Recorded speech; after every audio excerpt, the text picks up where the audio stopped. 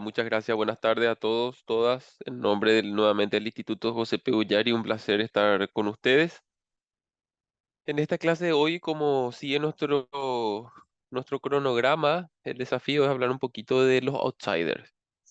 Hasta ahora estuvimos viendo a la democracia, a los partidos institucionalizados, vimos a los partidos tradicionales, si se quiere, pero a veces estos partidos entran en crisis, como vimos en la clase anterior, la crisis de los partidos políticos.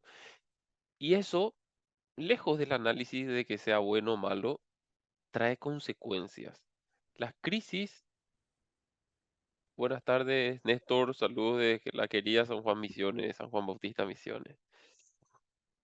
Em, las crisis generan oportunidades, como dice el dicho, pero también traen consecuencias. Y una de las consecuencias de las crisis de los partidos, en especial de la crisis de la política en general, el descreimiento de los partidos tradicionales, de las candidaturas tradicionales y la aparición emergente, fulgurante de ciertos actores políticos, hombres y mujeres, especialmente hombres, digamos, en la historia, que no surgen de esquemas, de instituciones, de organizaciones tradicionales, sino que vienen a ser candidaturas anti-establishment. Eso es un poquito lo que hoy quiero ver con ustedes. Bueno, la palabra más común que ustedes van a escuchar siempre es el outsider, ¿no? Político outsider, partido outsider. Hay algunos trabajos que hablan, aunque puede sonar una tautología si se quiere, bueno, partidos outsider. Pero un outsider, una persona, un político outsider. Un outsider es este candidato político que no proviene del sistema político tradicional. Es decir, él no pasó por los canales convencionales de la política, no pasó por el partido político, no pasó por un gran cargo público previo, y en cambio, a menudo estos outsiders vienen de sectores como el sector empresarial, de medios de comunicación, del deporte, del activismo social, y ellos se presentan como una alternativa, como algo diferente frente a la clase política tradicional. Digamos, esa es un poquito una definición muy genérica de lo que a veces en ciencia política llamamos como los partidos, los políticos outsiders. Y a ver, si bien no estamos de acuerdo en todo, por qué aparecen o por qué desaparecen, incluso una vez que aparecieron, por qué desaparecen, pero en general se asume que hay al menos cuatro razones para pensar en su aparición. La primera es, hay un descontento importante con los partidos tradicionales. En muchas sociedades, ni siquiera hablo de Paraguay, en muchas sociedades, incluso de las democracias más desarrolladas, en muchas sociedades, los partidos tradicionales, los históricos partidos políticos ya no están logrando responder a las demandas ciudadanas que cada vez son más complejas, cada vez son más heterogéneas, cada vez son más amplias, o incluso muchos de los miembros de estos partidos políticos tradicionales son percibidos como corruptos, como desconectados de la ciudadanía, de la clase media, con lo cual este descontento en general hacia los partidos tradicionales hace que se presente una primera oportunidad a los outsiders. La segunda razón que se cree por la cual aparecen son las crisis económicas o incluso las crisis sociales. Y como ustedes saben, en un contexto de crisis, los outsiders vienen a prometer soluciones rápidas, soluciones fuera de lo común. Piensen, por ejemplo, independientemente del resultado y cómo le está yendo, piensen en Milei en Argentina. Em, había una crisis, una enorme, feroz crisis económica, social, si se quiere, producto de un modelo económico que está absolutamente agotado. Em, y se presenta un candidato como Milei que viene a romper todos los esquemas sin partido político nacional. Me acuerdo que la literatura de ciencia política en Argentina decía, sin partidos políticos nacionales, con estructuras locales, es imposible que un candidato venga a ganar. Bueno, él vino a romper todos los esquemas, todos los libros de ciencia política, o muchos de ellos se tuvieron que tirar a la basura. Pero había un contexto de crisis. El primer punto, había un descontento importante con los partidos tradicionales, especialmente con el peronismo. El segundo, había una crisis económica barra social importantísima, donde aparecen estos fenómenos que vienen a prometer soluciones rápidas, motosierras, en los programas decían las soluciones, esta, era como algo fuera de lo común. La tercera razón diría, y esto ya es algo mucho más macro y peligroso al mismo tiempo, que es la pérdida de confianza en las instituciones. A ver, una cosa es la pérdida de confianza en los políticos, a quienes podemos reemplazar cada 5 años. Otra cosa es la pérdida de confianza en los partidos políticos, también le podemos reemplazar. Pero otra cosa ya es la desafección democrática. Y eso sí, a mí personalmente me da mucho miedo. Me da mucho miedo. Transitar por una desafección democrática es peligroso. Bueno, entonces ya no es solo un rechazo hacia la manera en que se comportan los políticos o los partidos políticos, sino también hay una suerte de desafección democrática, algo macro, algo sistémico, en donde una salida rápida es buscar figuras no tradicionales y si se quiere figuras que no abrazan ni siquiera un proyecto democrático.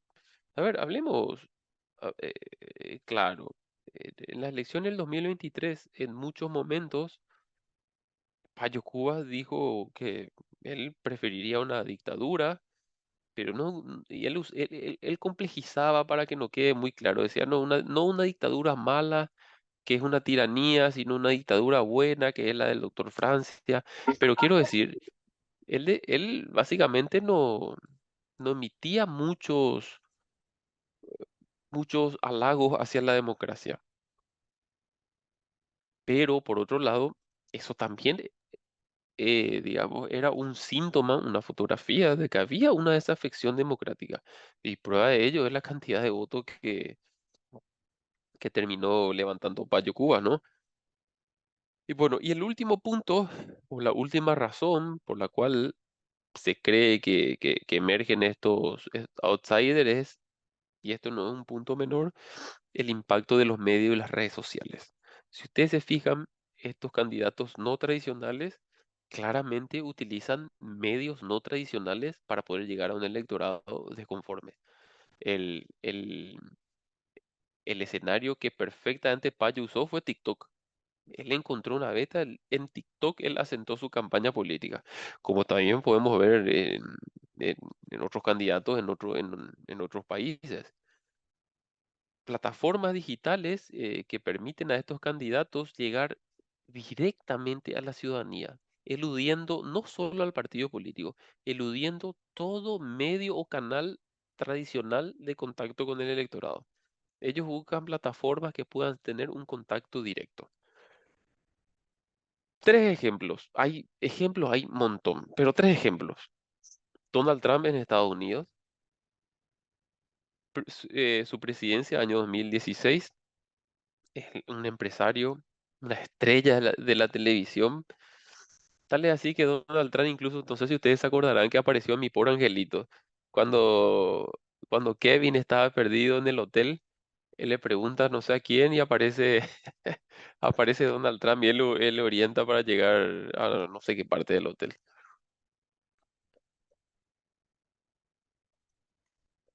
Él era o es una estrella de la televisión que irrumpió completamente, no solo en el establishment republicano, que no es poca cosa,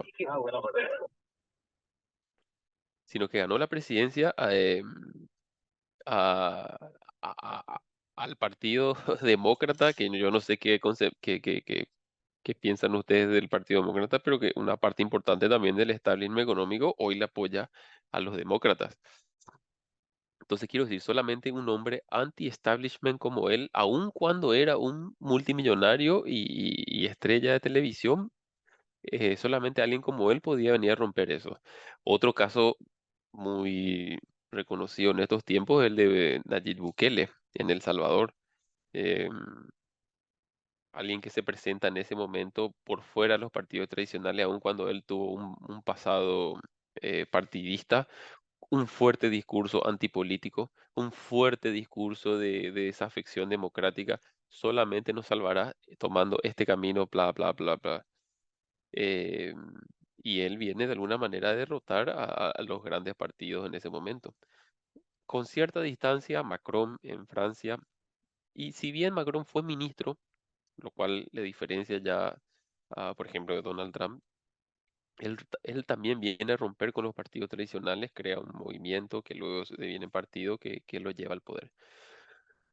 Eh, Tenemos Castillo en Perú, Pedro Castillo en Perú.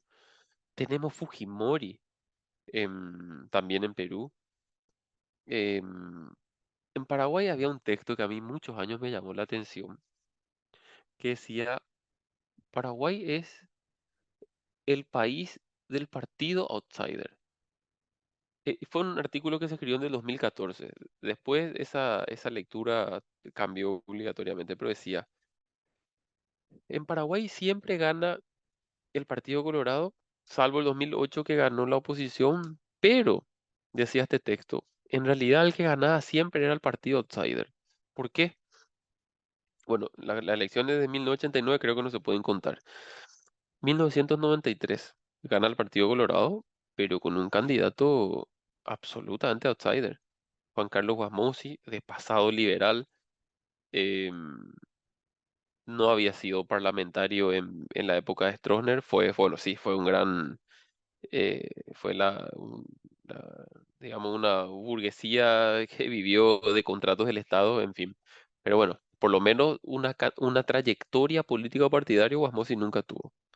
1998, el ingeniero Raúl Cubas Grau, la misma historia, es un candidato que, bueno, que si bien él era vicepresidente de Oviedo, pero nos muestra que el que llega a la presidencia fue Cubas Grau y no Laíno, alguien que tenía, también en 93, pero alguien que tenía mucha más trayectoria partidaria, fue fundador del PLRA, fue presidente del partido, en el 89 no me acuerdo si él fue diputado o senador, da igual, pero fue parlamentario, y termina ganando el outsider que era Cubas Grau dentro de un partido tradicional.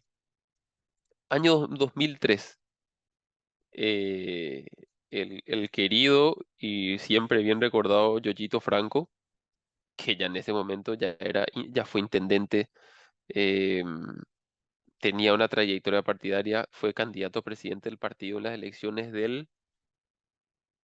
las del 95 si no me equivoco. Eh, las del 95 fue, no me acuerdo. Frente a Nicanor Duarte Frutos, que si bien Nicanor fue ministro, viceministro y después ministro de Educación, Nicanor nunca había sido ni diputado, ni senador, ni intendente, ni gobernador. 2008, em, ocurre la alternancia, pero también vuelve a ganar alguien mucho más outsider que sus rivales. Fernando Lugo, de la mano del Partido Liberal, por supuesto, pero alguien sin ninguna trayectoria política.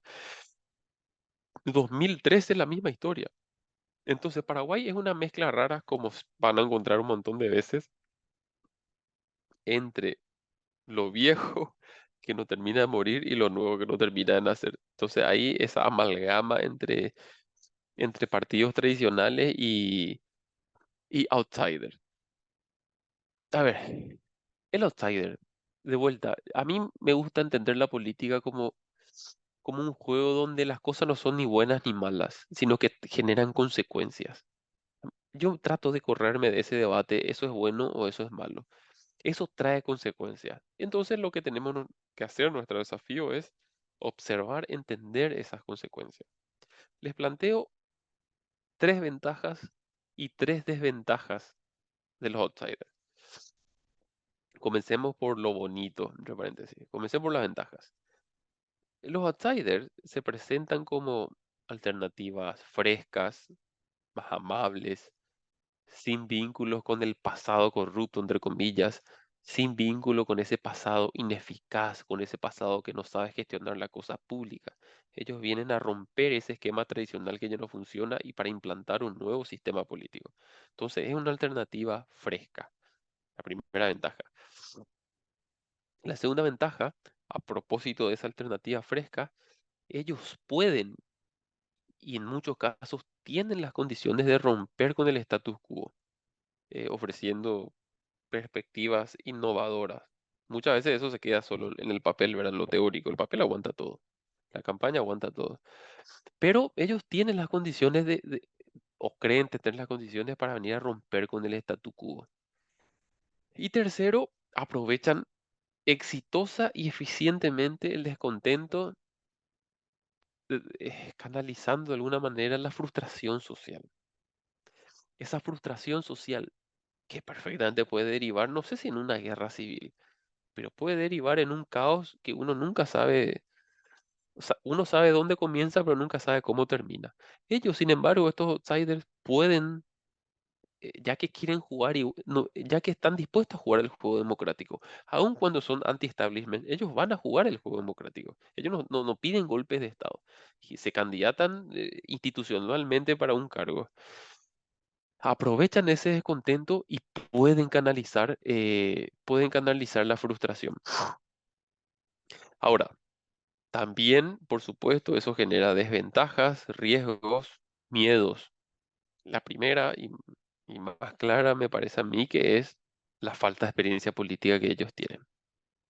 Esa falta de experiencia política pueden llevar a tomar decisiones problemáticas, drásticas, decisiones que no son coherentes con la maquinaria institucional.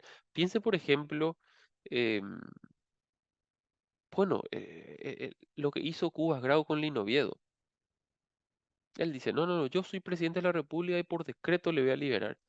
Había cierta falta de comprensión de la maquinaria institucional, por lo menos en mi lectura, ¿verdad? Y eso lleva a que un político inexperto, sin ninguna experiencia política, asusado, cohesionado o coaccionado, mejor dicho, por algún liderazgo mesiánico, terminan cometiendo terribles errores que desencadenan en lo que fue el marzo paraguayo de 1999, que creo que todos nos acordamos perfectamente. La segunda desventaja es que dependen muchas veces de discursos más bien populistas, eh, que muchas veces vienen a polarizar la política, a generar más distancia entre distintos sectores sociales, lo cual es un problema a la hora de que después, porque la política en general y la sociedad en particular tienen que tener puntos distantes, porque no todos pensamos iguales, pero también la política tiene que tener puntos en común. Bueno, no, pensamos todos iguales. Hay en algunas cosas podemos ceder, en otras cosas no. Pero para construir en política también hay que ceder, también hay que acordar. Entonces, sí, ese me parece un problema que se genera con los outsiders. Y otro es que una vez en el poder, estos outsiders, su falta de redes, porque la institución es una gran caja, ¿verdad? Y ahí hay redes, hay toda una maquinaria, y estos outsiders muchas veces tienen problemas a la hora de construir dentro del sistema y por sobre todo a la hora de generar consenso para implementar sus propuestas.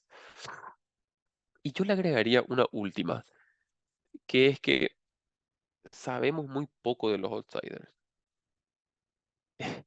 Y eso para mucha gente puede ser bueno, a mí me da miedo. A mí, como cualquier profesión, yo quiero tener muchos datos de mi candidato. Yo quiero saber cosas de nuestro candidato, a quiénes le vamos a votar, qué piensa del Estado, qué piensa del mercado, qué piensa del matrimonio igualitario, qué piensa de las guerras, qué piensa de Rusia versus Ucrania, qué piensa de un montón de cosas, qué piensa del pasado tronista. Em, en cambio, los outsiders con discursos estridentes discursos eh, más emocionales, de alguna manera tienden a ocultar qué piensan ellos de aspectos cruciales de la política. Y por lo menos en mi lectura, eso es un problema. Bueno, los outsiders entonces, de vuelta, no es ni bueno ni malo, generan consecuencias, generan impactos. Uno de los impactos es lo que una parte importante de la literatura teme, que es el populismo, ¿verdad? Eh, el temor al discurso populista, que el populismo no es otra cosa que una narrativa que sabe muy bien dividir entre el pueblo, que es bueno, frente a la élite o frente a los malvados, que son los que están oprimiendo al pueblo. eh, entonces eso lleva a una polarización bastante extrema, compleja en muchos momentos, que, como les digo, la política no es solo discutir, enfrentarse, sino también acordar y consensuar. Entonces, esta manera de entender la política, esta narrativa, puede generar ciertos problemas a la hora de consensuar. El segundo punto es la reforma, el cambio institucional. Em, Ustedes saben que algunos outsiders llegan con una agenda de reforma radical. Payo Cubas, Rafael Correa, bueno, aunque Rafael Correa cumplió con su promesa de disolver el Congreso y llamar a la nueva constitución. Es más, si mal no recuerdo, Correa fue candidato a presidente sin parlamentarios, y con la promesa de que si ganaba disolvía el Congreso y llamaba a una, a una, a una constituyente para tener una nueva constitución. Con todos esos elementos de alerta, fue presidente de la República y llevó adelante su promesa de cambio institucional. Bueno, acá en Paraguay creo que Payo Cubas también proponía una reforma radical de la Constitución, etcétera. Entonces, el problema de esas promesas es que muchas veces las instituciones tienen barreras, tienen bloqueos que hacen que las instituciones justamente perduren en el tiempo. La institución es algo que perdura. Entonces, hay una suerte de tensión que generan estas promesas de cambio que pueden ser percibidas de manera positiva en el electorado, pero claramente una vez que llegan al poder es un problema o estamos ante un problema. Y el tercer punto es lo que vimos un poco recién, que es el debilitamiento de los partidos tradicionales y de la política tradicional. Yo siempre voy a ser un defensor de los partidos políticos, especialmente de los partidos tradicionales, en tanto y en cuanto cumplan, cumplan la ley, tengan un programa, lleven adelante su programa. El problema es que estos outsiders debilitan o fragmentan a los partidos políticos, lo cual viene a alterar profundamente el sistema partidario del país, y reconstruir eso cuesta un montón, ¿no? Perú es un claro ejemplo de las consecuencias del fujimorismo. En Perú no hay partidos políticos. En Perú no tenemos partidos políticos. Y cada 5 años ellos están frente a un problema. Presidente tras presidente no pueden ser sostenidos en el tiempo. Y eso es claramente una consecuencia de la falta de una institucionalización de los partidos políticos. Entonces, cuidado, cuidado con el discurso antipartidos políticos. Hay que tener mucho cuidado con eso. Y en Paraguay yo percibo hace algunos años ya estoy percibiendo este relato que permea muy fácilmente encima de la sociedad, de que los partidos son malos, hay que cortarle la financiación a los partidos políticos. Imagínense, imagínense lo que les cuesta a la oposición enfrentarse al Partido Colorado con esta financiación que tenemos. Imagínense si se quita el financiamiento. Igual podemos dejar esto para debatir al final, porque perfectamente hay gente que puede estar en contra de esta visión. Pero imagínense lo que puede llegar a ser este carnaval de dinero del narcotráfico y del crimen organizado si le quitamos a los partidos, especialmente a los partidos pequeños, la financiación estatal. Hay que tener mucho cuidado con este discurso que incluso desde el periodismo escuchamos que, que bajan muy, muy, muy, muy lentamente. Entonces, los outsiders son una respuesta. Los outsiders son una respuesta a una crisis de representación que viven las sociedades, que vive la política, que viven las democracias. El problema es que su capacidad para transformar el sistema no depende solo de sus propuestas. Ni siquiera depende de su triunfo, porque pueden tener una linda propuesta, pueden ganar, pero depende de su habilidad para poder gobernar dentro de marcos institucionales preestablecidos. Eso me parece un problema. Acá quiero parar y les voy a poner dos videos de dos outsiders que ustedes conocen perfectamente. Eh, Así que Silvia, si me dejas como anfitrión un ratito, quiero dos videos de 3 minutitos cada uno nomás, que me da pie para la segunda parte de la clase. Ahí está, muchas gracias. Eh, ¿Dónde está? Share screen. Ahí alguien hizo una espectacular pregunta y dejamos para el cierre.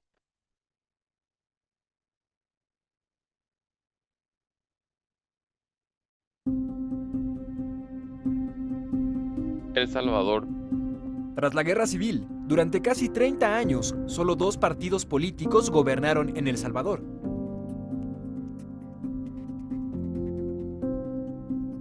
Fue en febrero de 2019 cuando por primera vez un candidato ajeno a la Alianza Republicana Nacionalista y al Frente Farabundo Martí por la Liberación Nacional ganó la presidencia del país centroamericano.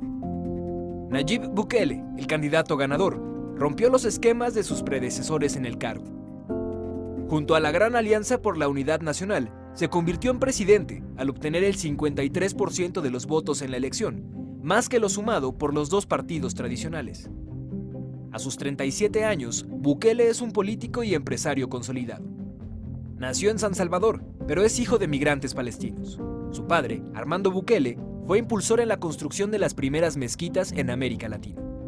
A los 18 años, Nayib ya dirigía su empresa y a los 30 inició su carrera política, cuando fue elegido alcalde de Nuevo Cuscatlán para el periodo 2012-2015.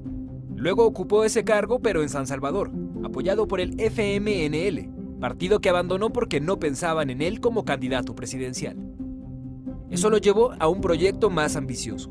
El 26 de julio de 2018, anunció a través de Facebook que iba a contender por la presidencia, representando a la Gran Alianza para la Liberación Nacional, con la idea de poner fin al latrocinio en su país. Como rezaba su discurso en campaña, que fue tan apabullante como el resultado en la elección. La estrategia del joven publicista se basó en lo que hasta ahora ha marcado tendencia en el mundo: las redes sociales. Bukele encontró en Internet un aliado para llegar a las nuevas generaciones, que en parte lo llevaron hasta la presidencia. Se ha convertido en el hombre más joven en llegar al poder en El Salvador. Y hoy es el mandatario con uno de los mayores índices de aprobación en el mundo, con 71%. Nayib Bukele ha mostrado abiertamente su admiración por el presidente de México, Andrés Manuel López Obrador, con quien ha mantenido comunicación constante para resolver el tema migratorio que une a ambos países. En apenas unos meses, el presidente salvadoreño se ha erigido como un idealista. Su plan de gobierno se centra en combatir la corrupción, reducir los índices de violencia, robustecer la debilitada infraestructura con un aeropuerto, una línea de tren y puertos marítimos, y sobre todo, convencer a la oposición de apoyar sus propuestas para sacar a flote a uno de los países con mayor desigualdad en el mundo.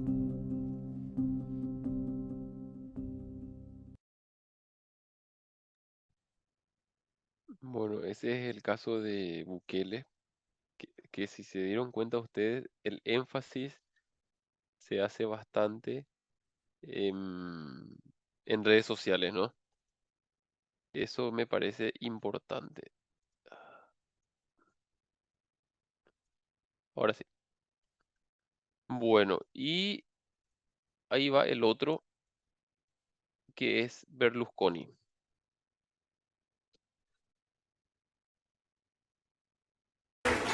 Silvio Berlusconi. nuevamente millonario, pero él más ligado al fútbol. Bueno, ustedes se acordarán que era presidente del Milan, uno de los equipos más multitudinarios de Italia. Presidente, grazie. Sinistra e continuano a dire Berlusconi a casa, creandomi un certo disagio, perché disponendo di 20 case non saprei in quale andare.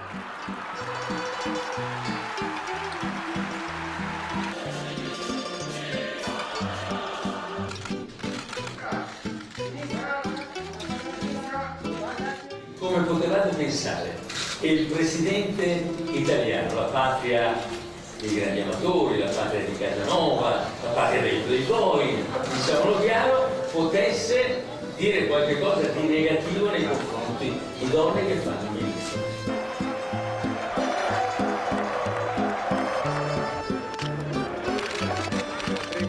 Italia.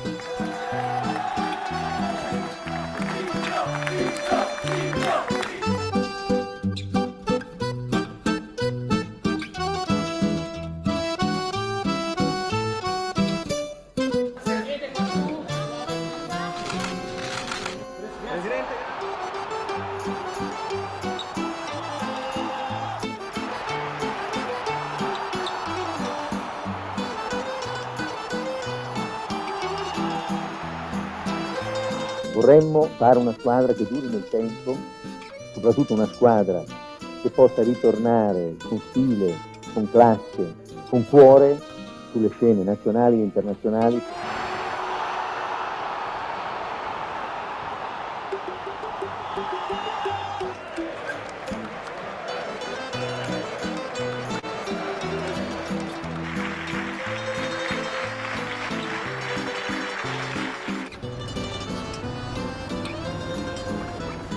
Gli ho detto, adesso avete il Milan, la Juventus, eccetera, se vincete con una di queste grandi squadre vi faccio arrivare nello spogliatoio un pullman di gioie.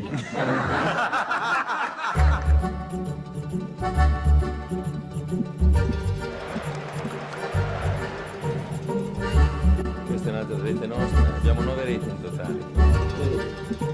Grazie.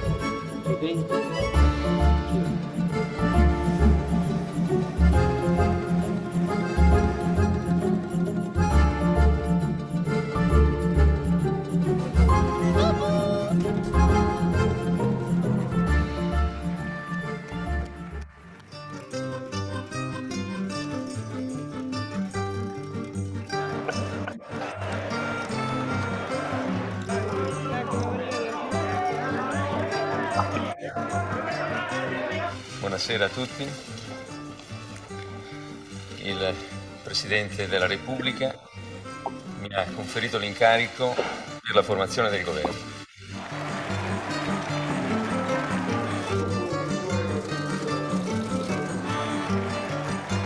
Essere di gran lunga il miglior Presidente del Consiglio che l'Italia abbia potuto avere nei 150 anni della sua storia.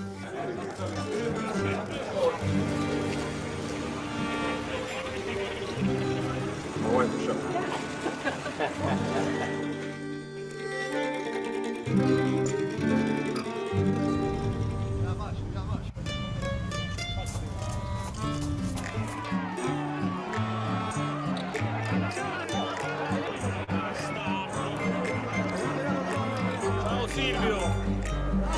Bye bye Silvio! Bye bye!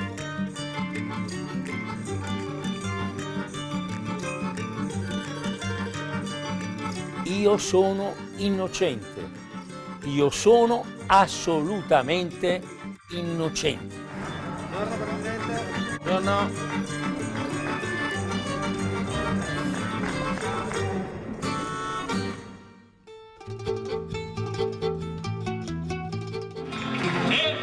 He doesn't win, he's a masturbation, got your back.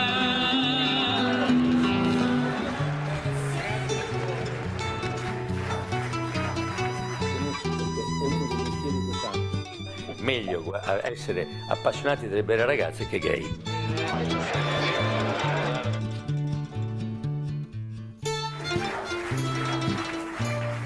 Ieri incontrati fra Juventus 1-0. Top, curioso, vi do il benvenuto sul mio canale ufficiale di TikTok. Conosco perché è uno dei mestieri che ho fatto.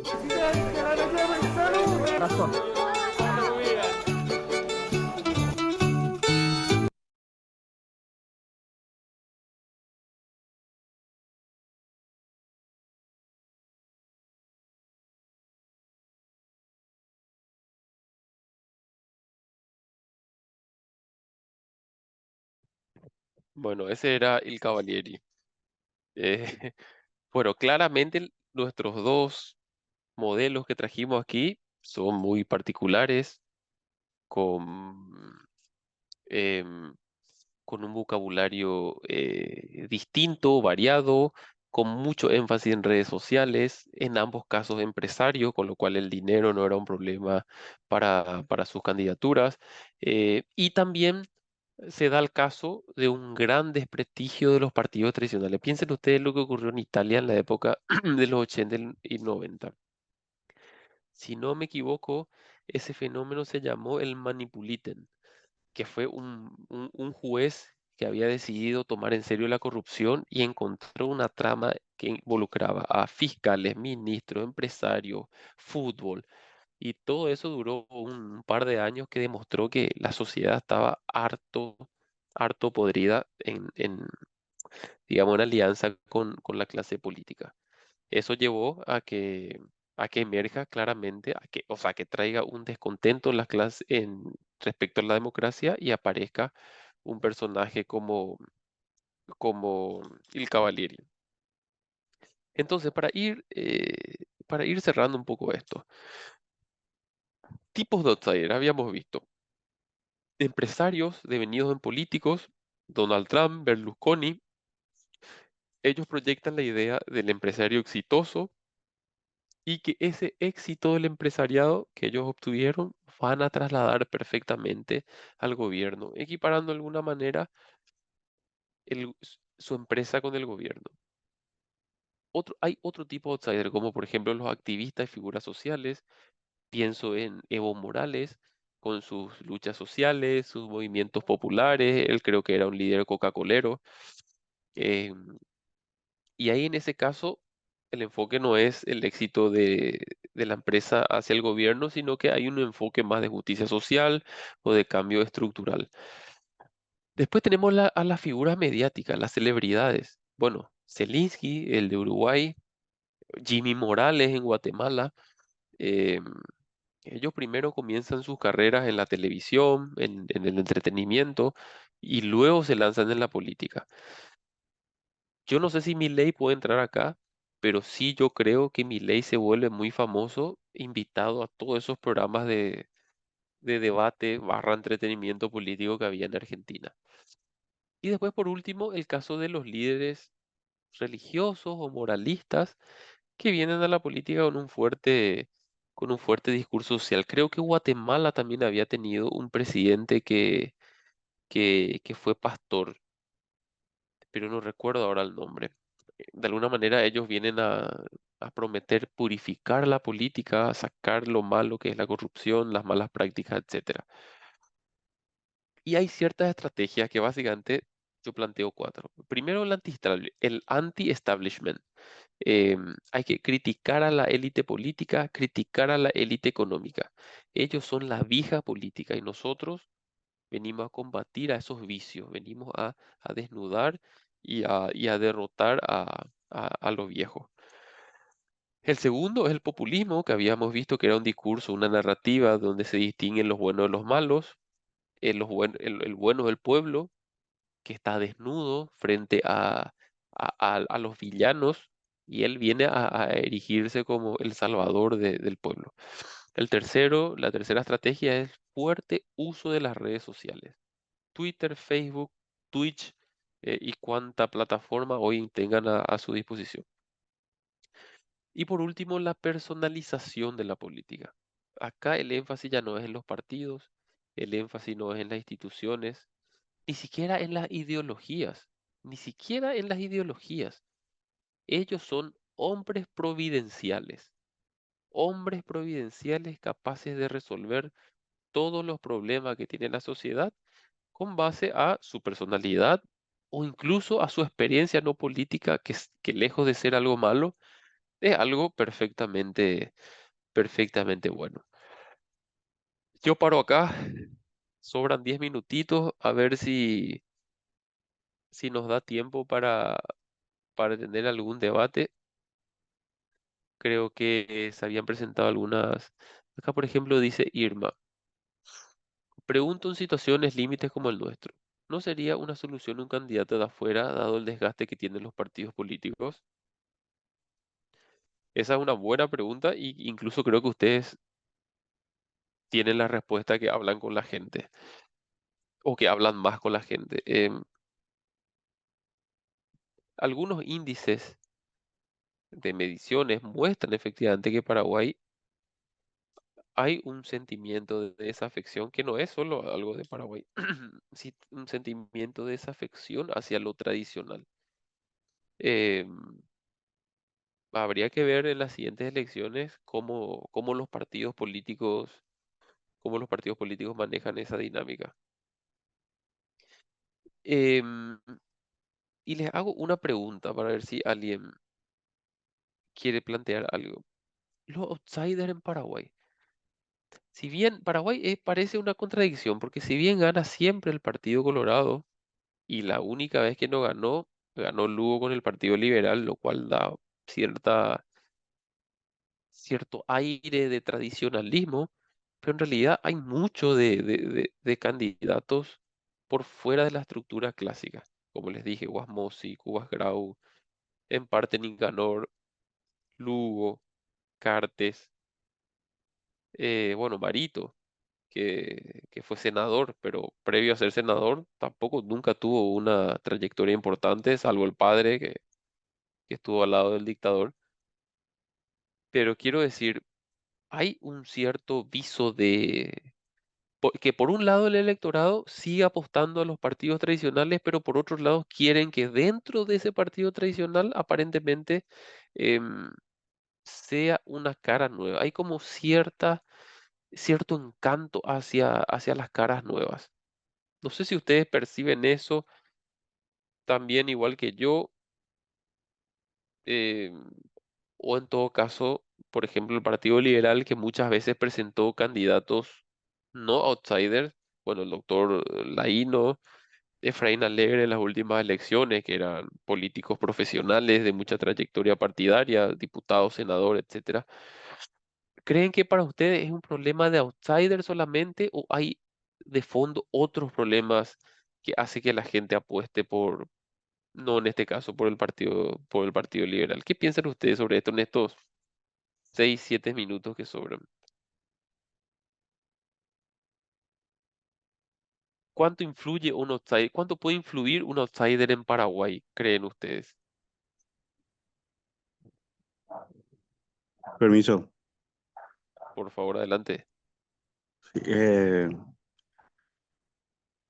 realmente por el lado solamente nuestro como PLRA, Sí, eh, se ha sectarizado demasiado. Entonces, y hay un, no sé si una rivalidad, ¿verdad? De un lado eh, hay prebenda y de otro lado no se consigue nada. Entonces, eh, yo creo que por ese lado mi humilde visión es que tiene que ser alguien de afuera. Alguien, o alguien como tipo un outsider, puede que sea liberal también, ¿verdad? Pero alguien, como bien dijiste, que no tenga esa raza política, sino que entre recién. Pero está muy jodida la situación ahora por el lado de que eh, le buscan el pero y lanzan en la prensa y la prensa se va de boca a veces y ya queda instalado eso, la prensa ya no se desdice y esas grabaciones ya recorren los grupos, entonces es medio difícil. El Partido Colorado está ahora usando, vos le atacás de corrupto, pero si también vos sos corrupto, más o menos es la confusión de muchos datos, de la información. Yo creo que tiene que ser alguien que eh, esté, no esté tan metido en la política, quien pueda sacarnos.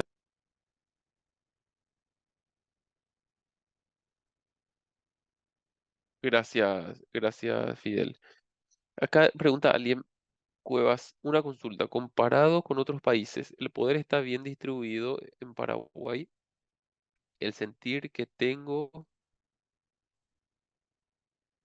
mira, epa, se me movió. El sentir que tengo es que el legislativo tiene mayor poder en Paraguay. Bueno, hay bastantes índices de medición de poder y uno de ellos es uno que compara el legislativo con el ejecutivo y efectivamente sale que en Paraguay bueno, no hay que ser muy experto para darse cuenta que en Paraguay el legislativo tiene mucha más preeminencia frente al ejecutivo,